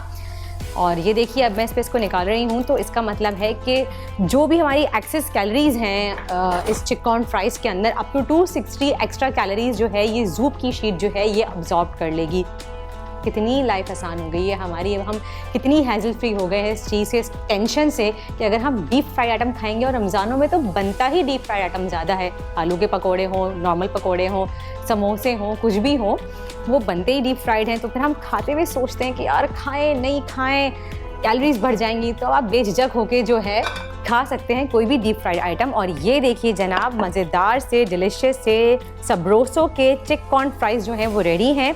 मैं आपको एक दिखाना चाहूँगी, ये देखें जनाब, ये कॉर्न्स की कोटिंग यानी कि पॉपकॉर्न्स की कोटिंग जो मैं आपको दिखा रही थी वो ये देखें आपको नज़र आ रही होगी, वाइट वाइट सी। और इफ्तार में जब आप इसको टेस्ट करेंगे, I can assure you dining table पे सब लोग जो है ना वो वाह वाह करेंगे, सबसे पहले इसी पे टूटेंगे। तो अब इसको हम जो है वो साइड पे रख देते हैं। ये हो गए रेडी हमारे चिकन फ्राइज़। और अब बारी है, क्योंकि आज का मैंने सोचा एपिसोड जो है वो मैं अपने छोटे छोटे फैंस के नाम ही कर दूं, तो आज मैं तकरीबन तमाम रेसिपीज़ जो सिलेक्ट की हैं वो जो हमारे छोटे छोटे से मेरे दोस्त हैं, मेरे मेहमान हैं, उनको मद्देनज़र रखते हुए की हैं। भाई बच्चे भी रोज़ा रखते हैं, गर्मी की शिद्दत की पड़ रही है, उनकी पसंद की चीज़ें तो होनी ही चाहिए, लेकिन ज़रूरी है कि सारे खाने जो हैं वो हेल्दी हों। इसीलिए हम यूज़ कर रहे हैं तो डालडा, कलौंजी, कनौला ऑयल की। हमें पता है कि हमारे तमाम खाने जो है इम्यूनिटी से भरपूर हैं। दूसरी बात, चिकन फ्राइज़ जो कि हेल्दी भी है और हमारे पास इजी टू मेक भी है। और तीसरी रेसिपी क्या हो सकती है? आप लोग समझ रहे होंगे कि मिल्क शेक होगा, लेकिन नहीं, हम मिल्क शेक नहीं बना रहे हैं। गर्मी बहुत ज़्यादा है, बच्चे दिन भर रोज़ा रखते हैं, तो हम चाह रहे हैं कि हम उनके लिए एक बहुत ही मज़ेदार सी फ्लेवर्ड लस्सी बनाएं। और फ्लेवर्ड लस्सी में बच्चों की पसंद क्या हो सकती है? चॉकलेट के अलावा, ये सिर्फ बड़ों बच्चों की नहीं, बड़ों की भी पसंद है। चॉकलेट के अलावा बच्चे और कुछ पसंद नहीं करते। तो आज हम बना रहे हैं चॉकलेट लस्सी। चॉकलेट लस्सी के लिए सबसे पहले आपको चाहिए दही। ये हम ले लेते हैं यहाँ पे, मेरे पास तकरीबन 1 कप दही है, 1 कप दही। और उसके बाद है मेरे पास यहाँ पे चॉकलेट स्प्रेड आजकल बहुत फेमस है, जो भी आप चाहें आप यूज़ कर सकते हैं, जो भी इजीली अवेलेबल है आपके घर में, वो मैं डाल रही हूँ यहाँ पे। ये हेज़लनट चॉकलेट यूज़ कर रही हूँ मैं यहाँ पे, उससे एक बहुत ही मज़े का फ्लेवर आएगा इसमें। ये डाला मैंने, और साथ ही में मेरे पास है यहाँ पे चॉकलेट के चंक्स, वो मैं थोड़े से ऐड कर रही हूँ। उसमें मिल्क चॉकलेट है ये, तो दोनों का फ्लेवर आके बहुत ज़्यादा चॉकलेटी हो जाएगा। दही बहुत ठंडा होता है, इसकी तासीर हम सबको पता है ठंडी होती है, और रमज़ान में हम इतने फ्राइड आइटम्स खाते हैं, दिन भर जो है हम रोज़ा रखते हैं तो हम डिहाइड्रेट हो जाते हैं, और बच्चे ख़ास तौर पे, क्योंकि बच्चे तो भागना दौड़ना छोड़ते ही नहीं हैं। जब आप उनकी फेवरेट डिश बनाएंगे या फेवरेट रेसिपी बनाएंगे इस तरह की ड्रिंक्स, तो वो शौक से भी पियेंगे और वो दोबारा से जो है वो हाइड्रेट भी हो जाएंगे। अच्छा, इसके बाद मैं यहाँ पे डाल रही हूँ बर्फ़, और उसके बाद मैं डाल रही हूँ यहाँ पे ऑल पर्स का मिल्क, क्योंकि हम बना रहे हैं लस्सी। अच्छा, मैं हमेशा आपसे अपने तमाम शोज़ पे कहती हूँ कि वाइट शुगर जो है वो हमारी सेहत के लिए इतनी अच्छी नहीं होती है, तो कोशिश करें उसको अवॉइड करें। आप कोई और स्वीटनर यूज़ कर लें, आप चाहें तो आप शहद यूज़ कर लें, आप चाहें तो आप देसी जो गुड़ है आप वो यूज़ कर लीजिए। और चॉकलेट यहाँ पर हम यूज़ करें तो ये ऑलरेडी बहुत ज़्यादा मीठास होती है, इसके अंदर बहुत ही मीठी है, तो मैं यहाँ पर शुगर जो है वो अवॉइड कर रही हूँ, स्किप कर रही हूँ। अगर आपको लगता है कि मीठा कम है तो आप यहाँ पे हनी यूज़ कर सकते हैं, या फिर चीनी अपने हिसाब से आप डाल सकते हैं। अब उसके बाद मैं यहाँ पे तकरीबन हाफ कप जो है वो ऑल पर्स का मिल्क ऐड करूँगी, और अब हम करेंगे इसको ब्लेंड।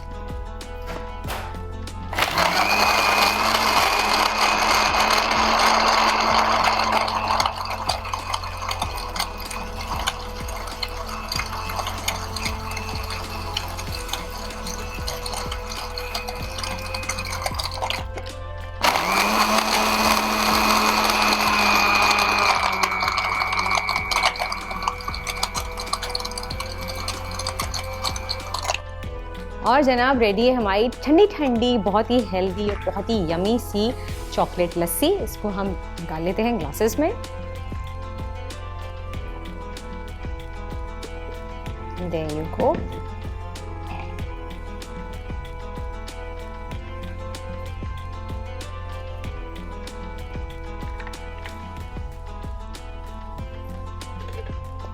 ये देखिए जनाब, और आज की तीनों रेसिपीज़ जो हैं वो हमारी रेडी हो चुकी हैं। तो आइए मिलते हैं अब डाइनिंग एरिया में।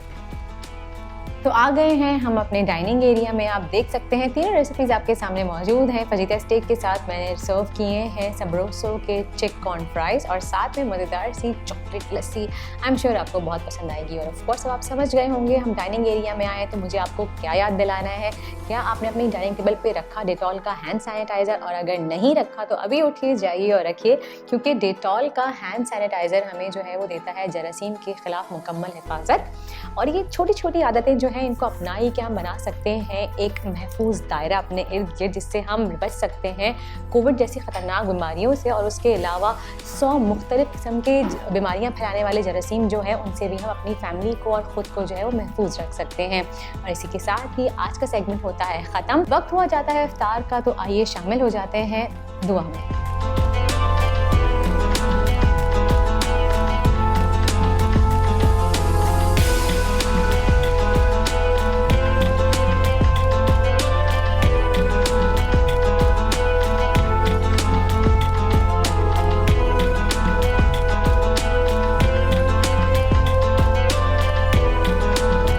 एहसान है रमज़ान।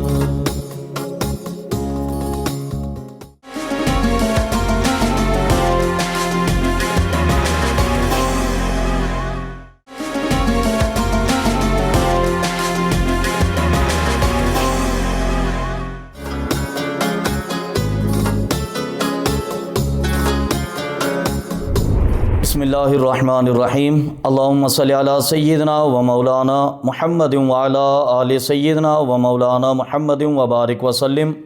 रब्बिग़फिर वरहम व अंता खैरुर राहिमीन। रब्बिग़फिर वरहम व अंता अरहमुर राहिमीन। या रब्बल आलमीन, अपनी रहमत कामिला के सदक़े हमारे आज के रोज़े को अपनी बारगाह में कबूल फरमा। या रब्बल आलमीन, हमें इसका अजर अज़ीम अता फरमा। या रब्बल आलमीन, इसमें होने वाली गलतियों को, कोताहियों को, लग़्ज़िशों को अपनी रहमत कामिला के सदक़े माफ़ फरमा। ए रब्बे ज़ुल जलाल, हमारे नाक़िस रोज़ों को नबी पाक सल्लल्लाहु अलैहि वसल्लम के कामिल रोज़ों के सदक़े अपनी बारगाह में मकबूल फरमा। ए रब्बे ज़ुल जलाल, हमें इसका अजर अज़ीम अता फरमा। या रब्बल आलमीन, रमज़ानुल मुबारक की इन बाबरकत घड़ियों में तेरी बारगाह से इल्तिजा है, तेरी बारगाह से दुआ है, क्या रब्बे ज़ुल जलाल आलम इस्लाम को अमन और सलामती अता फ़रमा। ए रब्बे ज़ुल जलाल, तमाम मुसलमानों की हिफाजत फ़रमा, ज़मीनी आसमानी आफ़ात व बलियात से महफूज फ़रमा। ऐ रब्बे ज़ुल जलाल हमारे सग़ीरा व कबीरा गुनाहों को माफ़ फरमा, आइंदा नेक काम करने की तौफ़ीक अता फरमा। रब्बना ज़लमना अनफुसना व इल्लम तग़फ़िर लना व तरहमना लनकूनन्ना मिनल ख़ासिरीन। ऐ रब्बे ज़ुल जलाल नबी पाक सल्लल्लाहु अलैहि वसल्लम की तमाम उम्मत पर रहम फरमा, तमाम उम्मत के सग़ीरा व कबीरा गुनाहों को माफ़ फरमा, तमाम के लिए आसानियाँ पैदा फरमा, तमाम की मुश्किलात से निजात अता फरमा। बिलखुसूस या रब्बल आलमीन हमारे मुल्क पाकिस्तान की हिफाजत फरमा। या रब्बल आलमीन हमें ज़मीनी आसमानी आफात से पनाह अता फरमा, और बिलखुसूस या रब्बल आलमीन तमाम बीमारों को शिफ़ाए कामिला अता फरमा, तमाम नादारों को रिज़्क़ हलाल अता फरमा, जो परेशान हाल है उनकी परेशानियों को दूर फरमा। या रब्बल आलमीन जो बेरोज़गार है उन्हें रिज़्क़ हलाल अता फरमा, जो तंग दस्ती का शिकार है उनकी तंग दस्तियों को दूर फरमा। ऐ रब्बे ज़ुल जलाल जो अपनी रहमत कामिला के सदक़े जो मक़रूज़ हैं उनके कर्ज़ की अदायगी के असबाब और वसाइल अता फरमा। ऐ रब्बे ज़ुल जलाल हमें अमन और आश्ती अता फरमा, सुकून और राहतें अता फरमा। ख़ासकर या रब्बल आलमीन हमारे तमाम नाज़रीन को उनके जायज़ नेक मक़ासिद में कामयाबी अता फरमा। या रब्बल आलमीन अपनी रहमत के सदक़े हमें रमज़ानुल मुबारक के रोज़े खैर व आफ़ियत के साथ मुकम्मल करने की तौफ़ीक अता फरमा। या रब्बल आलमीन अपनी रहमत कामिला के सदक़े हमें इस रहमत के आशरे से रहमतें समेटने की तौफ़ीक अता फरमा। या रब्बल आलमीन इस रमज़ानुल मुबारक को हमारी बख्शिश, हमारी मग़फ़िरत और हमारी कामयाबी का ज़रिया बना। ऐ रब्बे ज़ुल जलाल जो हमसे दानिस्ता गैर दानिस्ता ख़ताएँ हुई, गलतियाँ हुई, लग़ज़शें हुई, अपने हबीब के सदक़े हमें माफ़ फरमा।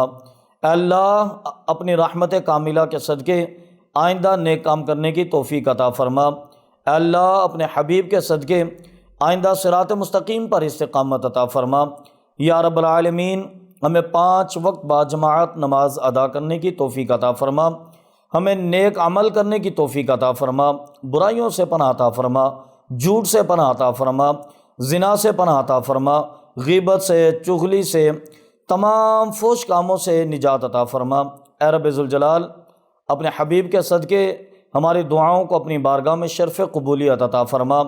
या रब्बल आलमीन जो हमने मांगा वो हमारे मांगने से अता फरमा, और जो नहीं मांग सके वो अपनी रहमत के सदक़े अता फरमा।